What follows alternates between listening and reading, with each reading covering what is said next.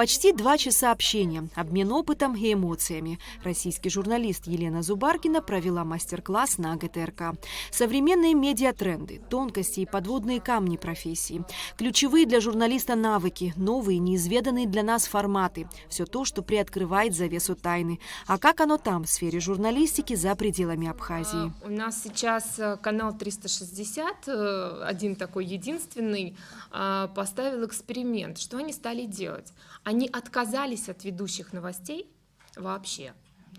И у них все тексты начитывают, кроме программ, естественно, а вот сами новости, все тексты начитывают райтеры. То есть человек пишет. Нет, редакторы. Да.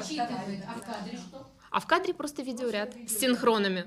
Несмотря на новые подходы и методы современной журналистики, ее основополагающие принципы не должны меняться. В идеальном мире журналистики, и вообще каждый день мне бы хотелось говорить про этику, естественно. И если мы говорим про этику, значит, не все так плохо.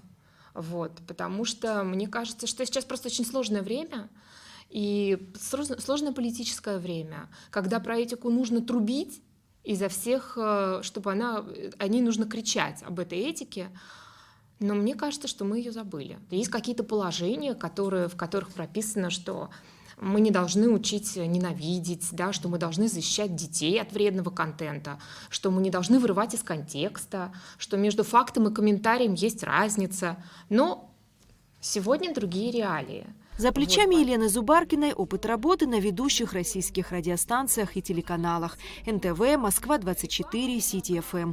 Сегодня Елена ведущая на радио «Книга», автор учебников и статей, доцент кафедры журналистики и медиакоммуникации МПГУ. Ее приезд в Абхазию связан с открывшейся аспирантурой факультета журналистики АГУ. Елена уже успела встретиться с аспирантами и выступить с лекцией для студентов университета. В этом году к нам поступили 3. Это ваши коллеги, наши выпускники.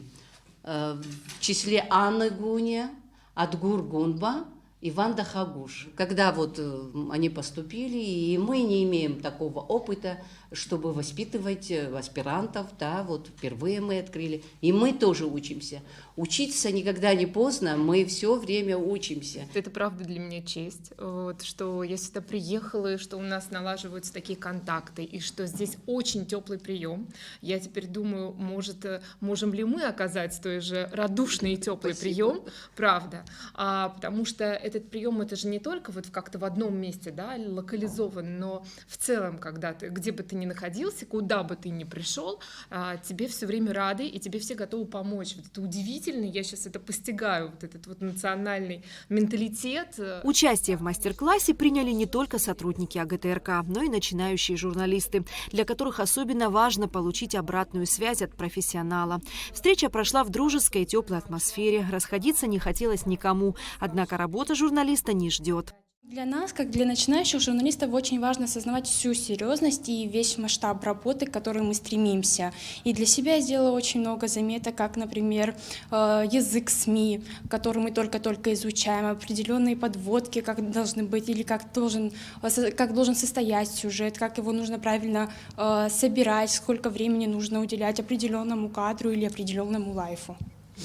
То есть ты не передумала после этой встречи становиться журналистом? Нет, ни в коем случае. Еще больше появилась заинтересованность в данной профессии, появился стимул двигаться вперед. Что часто мы встречаем очень агрессивную журналистику, когда ты смотришь репортажи каких-то некоторых журналистов из других стран, часто ты получаешь негативные эмоции, а от нашего спикера шли очень положительные эмоции, то есть в ней она не только настоящий профессионал и настоящий журналист, но она очень хороший, светлый человек. В свою очередь Елена Зубаркина отметила, что для нее очень важен обмен опытом с абхазскими коллегами.